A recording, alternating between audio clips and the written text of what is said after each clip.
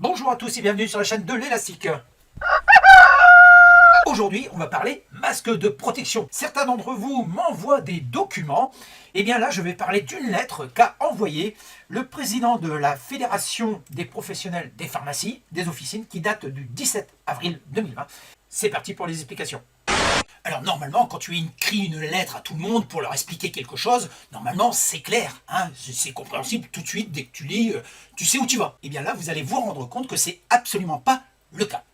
Mais avant de parler de la lettre des officines, il faut parler du décret qu'a fait paraître Monsieur Édouard Philippe et Olivier Véran concernant l'interdiction. Enfin non, c'est pas l'interdiction, le mot est plus subtil, c'est le réquisitionnement des masques de protection. Qu'y a-t-il dans ce décret? Eh bien, on peut lire en article 1, dans le cadre de la lutte contre le virus Covid-19, sont réquisitionnés jusqu'au 31 mai 2020.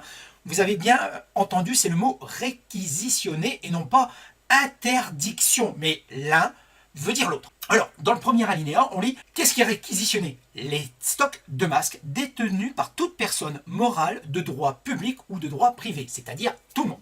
Ensuite, dans le deuxième alinéa, on peut lire les stocks de masques qui sont aussi réquisitionnés, détenus par les entreprises qui en assurent la fabrication ou la distribution. Et on voit bien la subtilité de la langue française derrière ces mots utilisés. Hein. Réquisitionner, ça ne veut pas dire interdit à la vente, on est bien d'accord. Réquisitionner, c'est je prends, mais il n'y a pas le terme précis, hein, soyons clairs, comme disait l'autre, ce n'est pas marqué interdiction de vendre. Et bien maintenant, nous allons faire un décryptage de ce courrier afin de savoir ce qu'il en retourne exactement. Et vous allez prendre conscience que dans ce document, il y a tout et son contraire, parfois même dans une seule phrase. On attaque. Aucune disposition ne s'oppose à ce que les pharmaciens d'officine puissent vendre des masques à leurs patients, dès lors, bien entendu, qu'il s'agit de masques ne provenant pas des dotations de l'État. Donc ça veut dire que les officines peuvent vendre à partir du moment que ça n'appartient pas à l'État. Mais comme ils ont réquisitionné le tout, si vous voulez, en fait c'est interdit. Les représentants de la profession recommandent aux pharmaciens d'officine de réserver les masques aux professionnels éligibles, professionnels de santé et aidants. Quant aux masques alternatifs, leur vente n'est pas autorisée en officine. On continue. En prévision du déconfinement futur, vous vous approvisionnerez en masques chirurgicaux FFP2 auprès des fournisseurs habituels, afin de pouvoir répondre dès aujourd'hui aux personnes éligibles. Alors, vous avez bien vu dans cette phrase, hein, en prévision du déconfinement prochain, donc ça veut dire futur, ils disent il faut pouvoir répondre dès aujourd'hui. Pour moi, ça, c'est une incohérence dans le texte. Voici ce qu'on peut lire sur la deuxième page.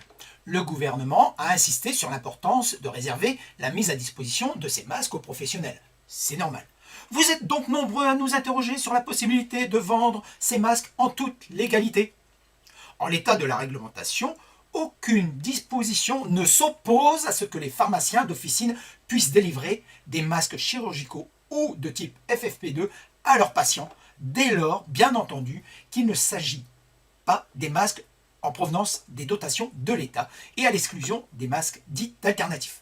Donc vous avez bien vu, là, dans cette phrase, on nous dit qu'en l'état des choses, il n'y a rien qui s'oppose. Mais dans la phrase juste après, toutefois, la doctrine gouvernementale limitant la mise à disposition de ces masques aux professionnels prioritaires, les représentants de la profession ne peuvent qu'inscrire leurs recommandations dans le respect de cette consigne. J'invente rien, c'est marqué « on peut », juste en dessous c'est marqué « on peut pas ». Un petit peu plus bas, qu'est-ce qu'on lit?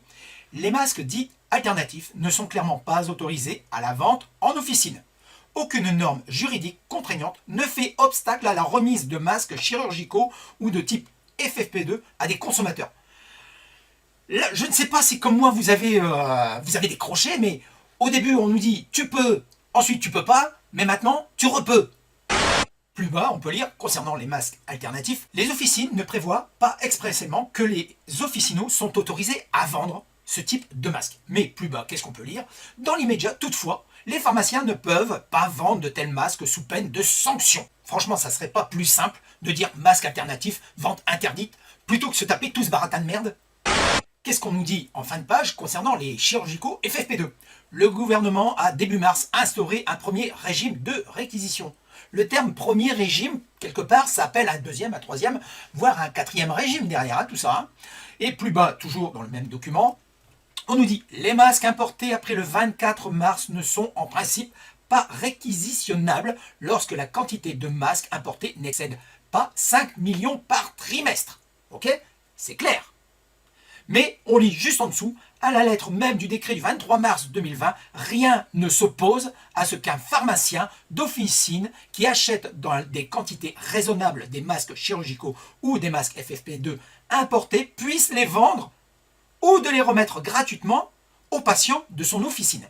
Mais plus bas, en page 5, on peut lire « Cette instruction a toutefois été complétée le 5 avril 2020 par une nouvelle instruction dans laquelle les services de l'État sont clairement posés le principe d'interdiction de vente des masques importés. » Je vous l'ai dit, c'est 3 pas en avant, 3 pas en arrière.